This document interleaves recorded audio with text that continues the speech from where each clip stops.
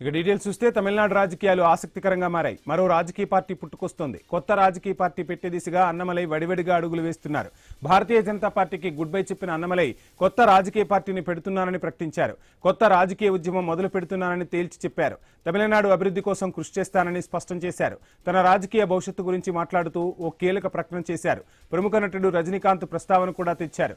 2024లో తాను భాజపాలో చేరడానికి ఒకరోజు ముందు రజనీకాంత్ తనతో మాట్లాడారని చెప్పారు. ఆయన నేతృత్వం వహిస్తున్న రాజకీయ ఉద్యమంలోకి రావాలని ఆహ్వానించారని గుర్తు చేసుకున్నారు. కానీ అప్పటికే భారతీయ జనతా పార్టీలో చేరినట్లు అన్నమలై స్పష్టం చేశారు.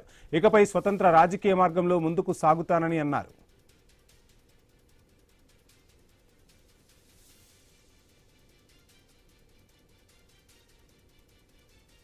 நாங்களெல்லாம் சேர்ந்து ஆரம்பித்த அமைப்பு நான் பேசி முடிச்சோன்னா அந்த லிங்க் உங்களுக்கு லைவா வந்துடும். wetheLeader.org நீங்க உங்களை வாலண்டியரா இன்னைக்கு பொலிட்டிக்கல் ஒரு மூவ்மெண்ட்ல உங்களை நீங்க நினைச்சுக்கணும்.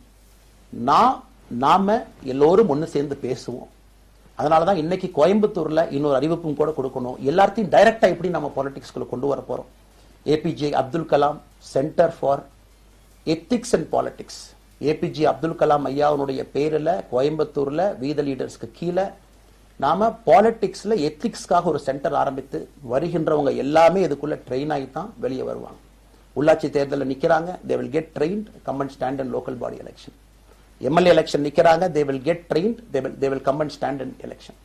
அவங்க எங்க நின்னாலும் கூட ஒரு ப்ராசஸ்ல நாம அவங்கள ட்ரெயின் பண்ணி அவங்கள ஷேப் பண்ணி ஒரு கம்யூனிட்டியினுடைய நீட்ஸ் அண்டர்ஸ்டாண்ட் பண்ணி அரசியல் செய்யக்கூடிய மனிதர்களாக நாம் அவங்களை கொண்டு வர போறோம்.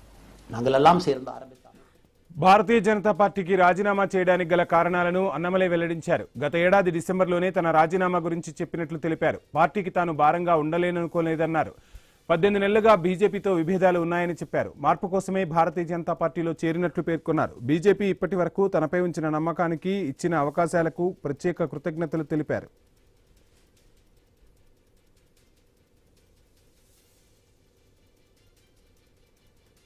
முன்னாடி தரம் பார்த்து மக்கள் நம்மை தேர்ந்தெடுப்பார்கள் என்கின்ற நம்பிக்கையோடு மக்கள் முன்னாடி நம்ம நிற்கிறோம். அடுத்து இன்னொரு கேள்வி கேட்டீங்க, அமித்ஷாஜி அவங்களை நீங்க பாத்தீங்க, போட்டோ எல்லாம் வந்துச்சு, என்ன விஷயம் அப்படின்னு. அமித்ஷாஜிட்டையும் அமித்ஷா அவர்கள்ட்டையும் ரொம்ப பொறுமையா போய் நான் சொன்னேன், இந்த மாதிரி எக்ஸ்பிளைன் பண்ண நான் போகணும். அதே நேரத்தில் நான் யாரிடமும் சண்டை போட்டு விட்டு தமிழகத்தில் உட்கார்ந்து ஐ எம் ரிசைனிங் ஃப்ரம் பார்ட்டின்னு அனுப்புற ஆள் நான் கிடையாது. எனக்கு அது பழக்கமும் கிடையாது. வந்து நேரம் உங்க கண்ணை பார்த்து சொல்லிட்டு சில தவறுகள் இருந்தாலும் அதையும் சொல்லிவிட்டு போகக்கூடியதான் என் பண்பு. அதை நாகரிகமாக செய்ய முடியும் என்று நினைக்கின்றேன் என்று சொல்லிவிட்டு தான் வெளியே வந்தேன். அப்படித்தான் ஒரு தலைவர்கிட்டையும் பண்ணேன். அதை நாம் எப்பொழுதுமே பண்ணுவோம். நாகரிகமான அரசியலை முன்னெடுப்போம். சமூக வலைதளத்தில் ஆபாசம் வேண்டாம். சமூக வலைதளத்தில் நல்லதை பேசுவோம். எல்லோரும் அவங்கவுங்க இடத்துல தமிழ்நாட்டு மக்களுக்கு நல்லது பண்ணட்டும். பொறுமை பொறுமை பொறுமை. கடைசியா இந்த வார்த்தையை திரும்ப நான் பயன்படுத்துறேன்.